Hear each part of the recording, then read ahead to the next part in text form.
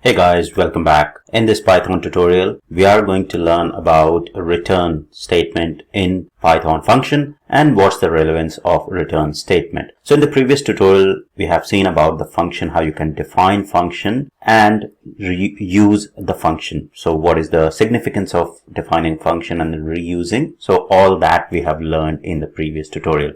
Now, understanding the return statement or what the return is in Python is also very important. So say for example here we had, let me move all of this, let me comment it out and I'll move it down. So we have this function here, and as part of this function what we are doing is basically we are taking two parameters, x and y, and then we are printing the values x and y or sum of the x and y. So for example, if I want to call this particular function in my program, I'll simply type in addition and then pass on the values that I want to add, right? So that's how I will use this particular function. Okay, so it will return, or it will print the sum of, not return, it will print the sum of the values that I'll pass within this particular function. Okay, so now we are specifically printing the values on the console. We are using the print statement. Say for example,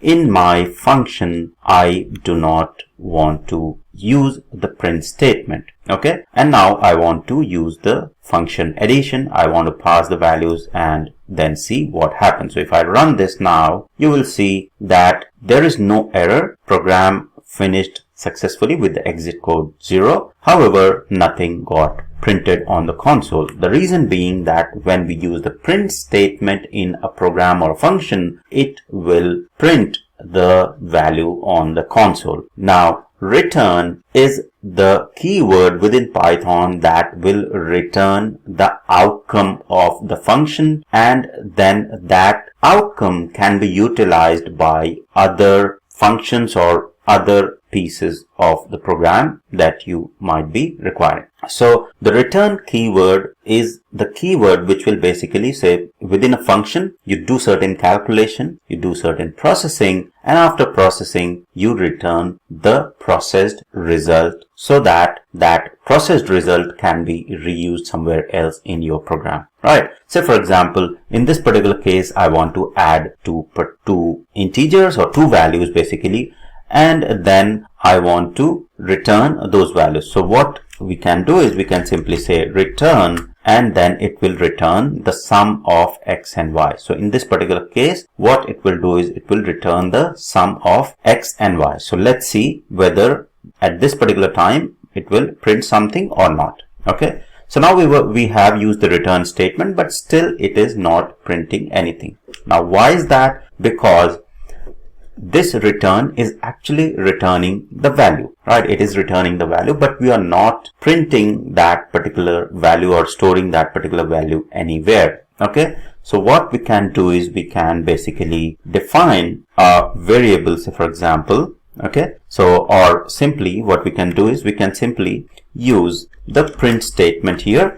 Okay, and then we can simply say print addition of the values, right? So if I run this now, you will see 132 got printed. The other way to do it as we can define a variable. Okay, so for example, I'll define a variable z, and then we will call this method addition, right? So that's how usually you will be doing. So we'll call a method addition, and then we'll pass the values that we want to add as part of that particular operation. So 56 and 76, we have passed that. Now what this z variable will hold is it will hold the returned value as part of this particular addition. So whatever function this addition operation will return, that value will be held into this particular z variable and not this particular whole thing, right? So that's the key thing to understand. Because we are using the return statement here, now this whole calculation, addition calculation, whatever value will be returned will be stored in this z variable, and now we can print it directly. Okay, so if I run this now, you will see 132 got printed. If I change this value to something else, this function will give me the results accordingly. Alright, so this is a brief introduction about the return keyword and how it is basically different from the print. Now, other important thing I want to cover with the functions is basically here, if you see, we have the two parameters. So whenever we are defining the parameters within the function, the number of parameters that are defined within this particular function needs to match with the arguments that you are passing when you are calling the function, right? So in this particular case, if you see that as part of addition, we are passing the two arguments which are matching to the number of parameters that are defined in the function. So if I'll say for example, I'll say just one number there and try to run it, I will get an error that missing one required positional argument, right? So I pass just one, I need to pass one more. So if, say for example, I have another variable or argument basically, then I'm returning the sum of all three. Then in that particular case, I have to pass three arguments when I'm calling this particular function. So another very quick and important thing when you are working with the functions is basically the doc strings. So docstring is basic, documentation that you can add just prior to the actual line of codes that start within your functions, and this give you a very clear example. So somebody else is looking at your code, they'll understand what function you have written and what exactly it does. So how you can write docstring basically, so say for example this function, and after this I will start with 3 quotes and then just hit